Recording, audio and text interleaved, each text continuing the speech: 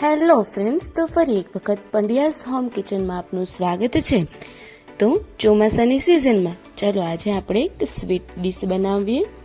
Sweet ડીશની અંદર આજે આપણે બનાવીશું ડ્રાયફ્રૂટ ચોકલેટ ફર્સ। એના માટે મેં અહીંયા એક પેન લઈ લીધી છે અને તેની અંદર 1 કપ હું કન્ડેન્સ મિલ્ક છે તે એડ કરી દઉં છું અને ત્યાર પછી એમાં 1 પીસ બટર એડ કરી દઈશ અને એને 2 થી 3 મિનિટ માટે વ્યવસ્થિત રીતે એકદમ લો ફ્લેમ ઉપર ગરમ કરી લઈશ। જેટલું કન્ડેન્સ મિલ્કનું માપ લ્યો છો એનાથી અડધું એટલે કે મેં અહીંયા અડધો કપ કોકો પાવડર લીધો છે અને તેને એડ કરી દઈશ અને 4 થી 5 મિનિટ વ્યવસ્થિત આપણે એને મિક્સ કરી લેવાનું છે।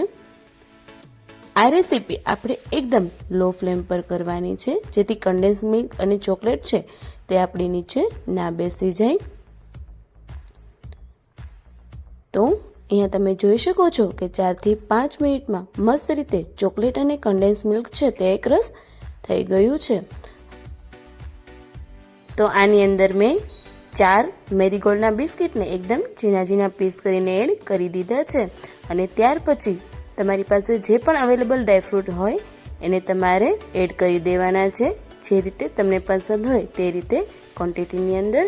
આની અંદર મેં અખરોટ, કાજુ, બદામ, કિસમિસ, કાળી દ્રાક્ષ અને પિસ્તા આ બધી જ વસ્તુ છે તે એડ કરેલી છે। તમે જે પણ ડ્રાયફ્રૂટ પસંદ કરતા હોય તે તમારે વધારે એડ કરી દેવાના છે। ત્યાર પછી વ્યવસ્થિત રીતે મિક્સ કરી લઈશું બધી જ વસ્તુને। તો ચાલો હવે તેને આપણે સર્વ કરી લઈએ। અહીંયા મેં 2 બાઉલ છે તે લઈ લીધા છે।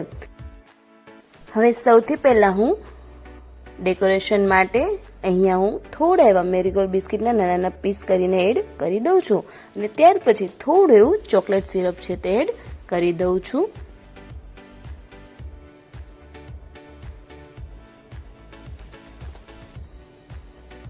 તો અહીં બંને બાઉલમાં મેં બિસ્કિટ અને ચોકલેટ સિરપ છે તે એડ કરી દીધું છે। ત્યાર પછી થોડા એવા આપણે ડ્રાયફ્રૂટ્સ એડ કરી દઈશું અને ત્યાર પછી આપણે જે ચોકલેટ ફર્સ બનાવ્યું છે તેને આપણે એડ કરી દઈશું જે તમે વિડીયોમાં જોઈ શકો છો।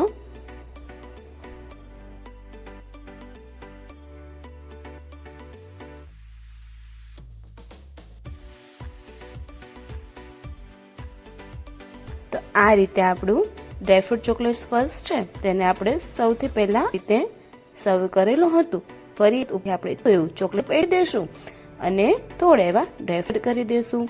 તો તમે કેક અને આઈસ્ક્રીમને પણ ભૂલી જાઓ તેવી જ આપણું એકદમ મસ્ત એવું ડ્રાયફ્રૂટ ચોકલેટ ફર્સ છે તે ફક્ત 10 જ મિનિટની અંદર બનીને એકદમ તૈયાર થઈ જશે। તો આ રીતે તમે એક ડેઝર્ટ ડીશ ઘરે જરૂરથી ટ્રાય કરજો અને તમને મારી રેસીપી કેવી લાગી તમને કોમેન્ટમાં જરૂરથી કહેજો। જો તમને અમારી રેસીપી ગમતી હોય તો ફ્રેન્ડ્સ અને ફેમિલી સાથે શેર કરજો અને અમારી ચેનલને સબસ્ક્રાઈબ ના કરી હોય તો જરૂરથી કરી દેજો।